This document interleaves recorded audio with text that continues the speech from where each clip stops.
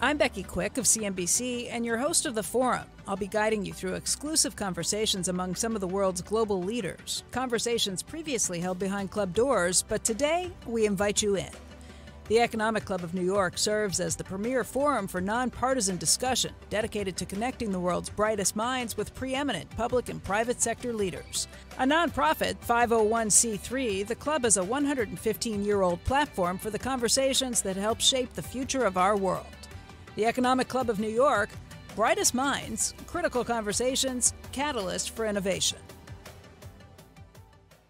Let's start just by calibrating the near term. What are the odds, do you think, of a recession this year?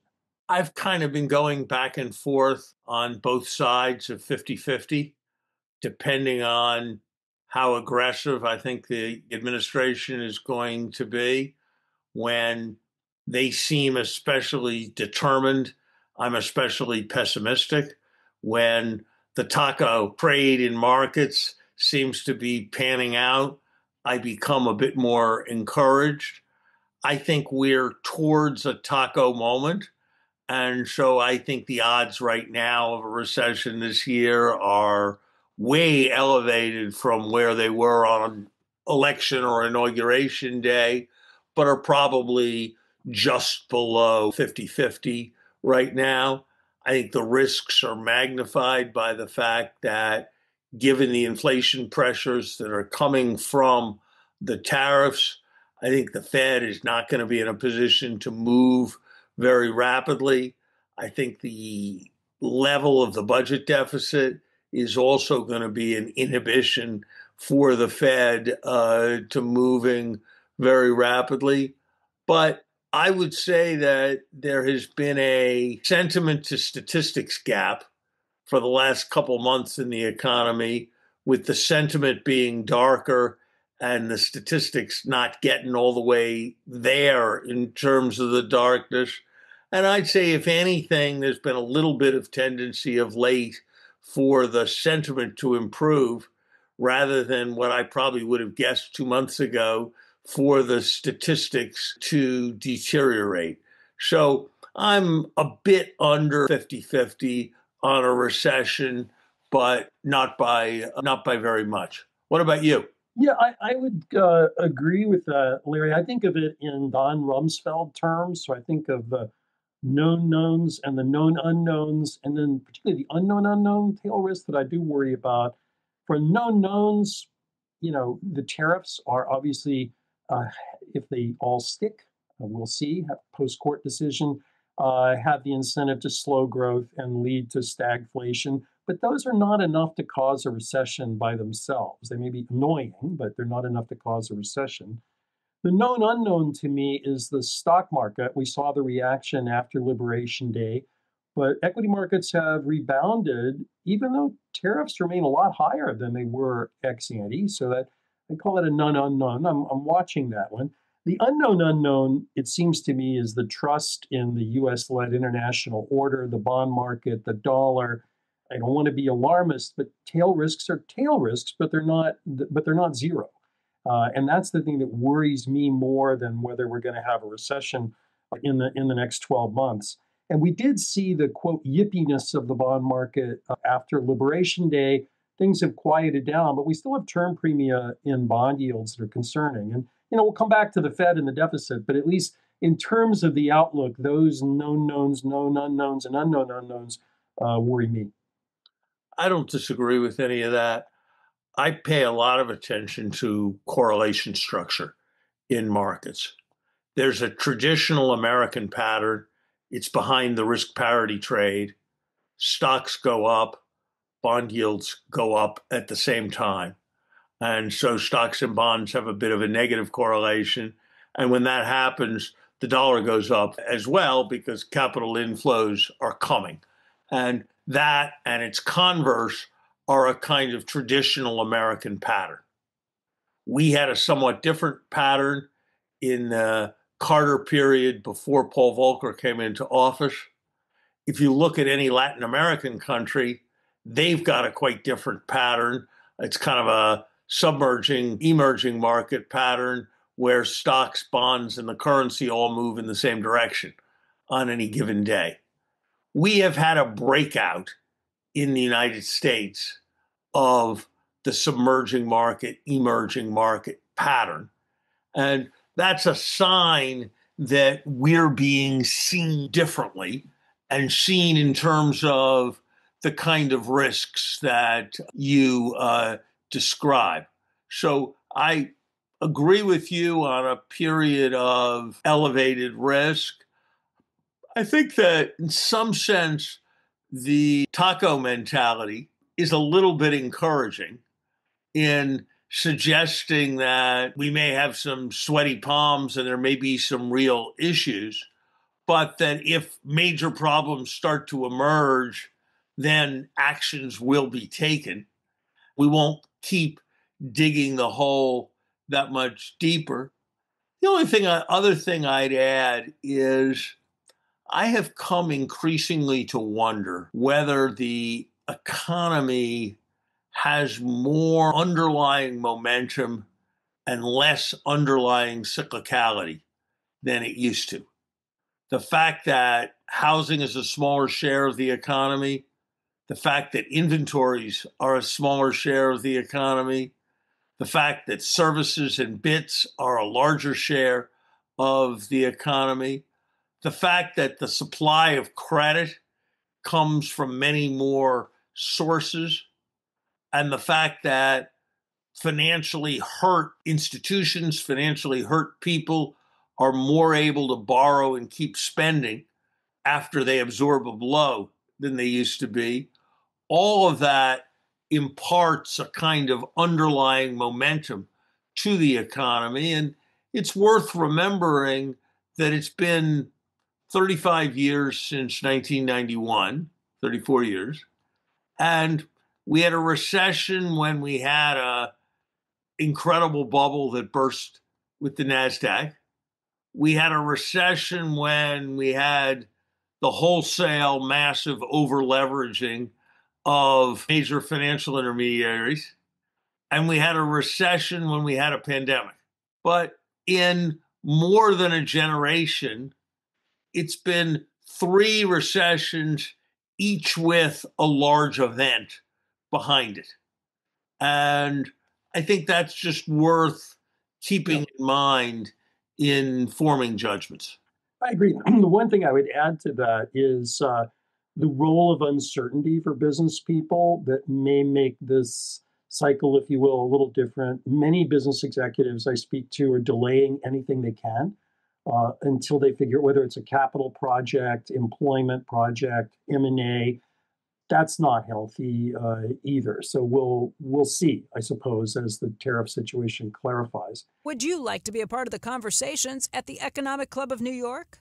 Learn more about membership, the New York City and National Fellows programs, and other opportunities for engagement in the club at www.econclubny.org. I want to go to the Fed, though, and a couple of things maybe we could talk about. As we both said, the Fed's kind of on hold for the moment. I think reasonably so. But do you think that if you were to read the economy's trajectory and the inflation trajectory, the Fed is right to remain on hold for an extended period of time? I mean, how do you see that? Yeah, I think it's a good idea when you don't know which way to turn, don't take a big step. And I don't think it's 100% clear whether the Fed should be thinking accelerator because of possible economic slowdown, or should be thinking brakes because of possible inflation risk. So I think in the Fed shoes, I would want to be quite cautious about moving. And it seems to me that in a heated political environment, in a moment of incipient transition for the Fed's leadership, in a moment when there's all kinds of things happening with the budget, I think all of those things also counsel being at, I don't know whether to say stage left or stage right or stage off, but being restrained and not in the forefront also seems to me institutionally prudent for the Fed, and that militates here. Yeah, I mean, a couple of things to add to your points, with which I agree. I do think the Fed is going to have to think hard about its weights between the economy and inflation. The Fed is seeing softening coming in the future.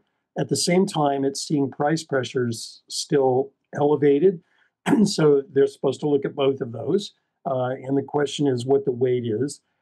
Personally, I think the Fed should look through tariffs in the sense that a tariff is a one-time change. That said, if the tariff leads to a great deal of uncertainty or an unmooring of expectations about the future path of prices, I would worry. I don't know how you feel about the tariff complication to what the Fed's going to have to do. I understand why you said what you said, and I certainly have spent a lot of classroom hours distinguishing between high prices and rising prices, between one-off price increasing events and events that produce continuing increases in prices. And so I think you got the analytic on that exactly right, but you also sort of got the qualification right that this is a lot about psychology. The current Fed's experience with the term transitory has not been a happy one. And saying that tariffs are a transitory shock just seems infelicitous, sitting where they are. And I do think, therefore, substantial caution is in order. And I don't know that we would want to be certain, given the behavior of the administration, that tariffs were one off. That in an outcome where we had tariffs and they were relatively well and benignly managed, I wouldn't be surprised if we then said, well, this worked pretty well, so let's have a further increase in tariffs. Mm-hmm. So the one-offness of the tariffs is not to be treated for granted. I think we need to just pause for a moment to emphasize that this in many ways is our first iatrogenic financial crisis, or our first iatrogenic economic difficulties, probably a fairer way to put it. Iatrogenic illness is when you go into the hospital and you get a staph infection from the very institution and location that is trying to cure you. And we are experiencing right now in the United States an iatrogenic supply shock. This isn't because of an OPEC embargo. This isn't because of some action of another country. This isn't because some market force decided to drive the dollar down. This is entirely self-imposed through our own policy. And there's no reason why we need to be facing it. We're almost certainly going to have a new Fed chair. Without talking about the personnel angles, what else might need to change? Are there other organizational issues for the Federal Reserve or communications issues? If we're going to have a new Fed chair, and I'm almost sure we will, what should he or she be thinking about in terms of organization and communication? I think the Fed needs to beat a bit of a retreat back to the Delphi Oracle approach. The Delphi oracles understood that they were perceived as omnipotent and omniscient, but in fact, they were neither. And they responded to that by keeping their pronouncements vague, infrequent, and oracular to the point of being unfalsifiable. That was a wisdom that Paul Volcker and Alan Greenspan deeply internalized. They tended to not make statements that were capable of being wrong. We are committed to cooperating to pursue our mandate in the context of volatile and changing circumstances. That statement does not lend itself to being proven wrong, the way saying I expect inflation to be 2.3% over the next quarter does lend itself to being proven wrong. Alan Greenspan famously told a congressman, if you think you understood what I just said, you're wrong. And I think that the Fed should not feel a need to answer every question. I think there's an important lesson in financial communication in what I regard as the two most successful bits of financial communication in the last 35 years. The best bit of emergency financial communication in the last 35 years was Mario Draghi's famous utterance from literally the back of an envelope. We will do whatever it takes, and believe me, that is a lot. That was not a description of what they were going to do. It didn't include a target for quantitative easing. It didn't include answers to any of the questions that ECB watchers had. But its clarity came from its simplicity. That's probably the greatest bit of financial crisis communication of the last 35 years. I would argue that the most successful bit of normal times financial communication approach in the last 35 years was my former boss and friend Bob Rubin's invocation of the idea that a strong dollar is in our national interest. Well, Mr. Rubin, do you feel that other currencies are too weak? No, I believe that a strong dollar is in our national interest. But is it possible, Mr. Rubin, that the dollar could become too strong? I believe that a strong dollar, based on strong fundamentals, is in our national interest. That approach, which on the one hand didn't share very much information, involved making no sophisticated statements that demonstrated economic or financial understanding, was, I think, itself highly sophisticated in imbuing confidence, where other approaches that involved explaining theories and reporting on research and commenting on recent developments were, I think, much less efficacious. And so I think the accoutrement of transparency have been very substantially overdone in the Federal Reserve System. One of the challenges of transparency, whether it is with one's children, whether it is with one's colleague, or in the context of an institution like the Fed, is that transparency is a one-way ratchet. Now, the Supreme Court knows one thing with absolute certainty. If there ever comes a day when Supreme Court meetings are televised, that is not a policy that will ever be walked backwards. And so moving to more transparency has a kind of inevitable permanence to it. And I think the Fed has gone too far. I had a couple of students who, at my suggestion, did a quite careful analysis in which they looked at Fed days, 8 Wednesdays a year, and they looked at market moves at 3 moments on Wednesday.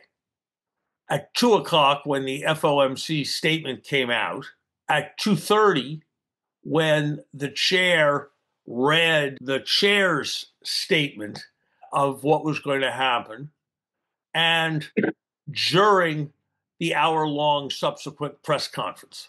In recent years, the greatest drama has become the ongoing process of question answering at the press conference.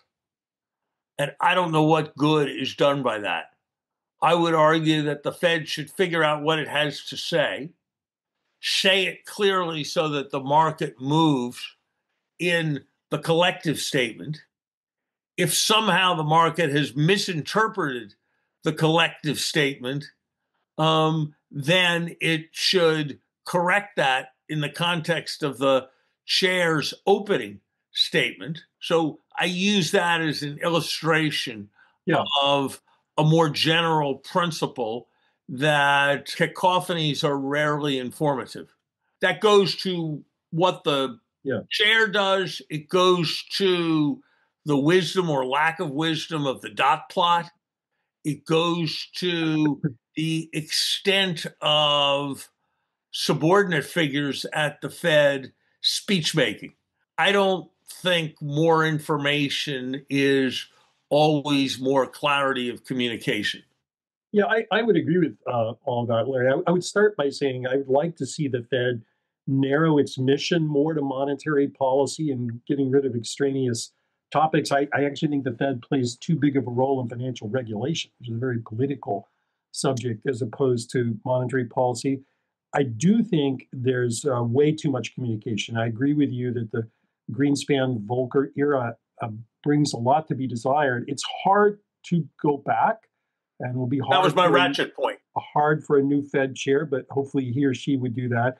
And I definitely agree. We have too many speeches from regional bank presidents, from Fed governors, as opposed to a point of view. So hopefully, as the new Fed chair is named, this is an opportunity to rethink some of those issues as well as personnel.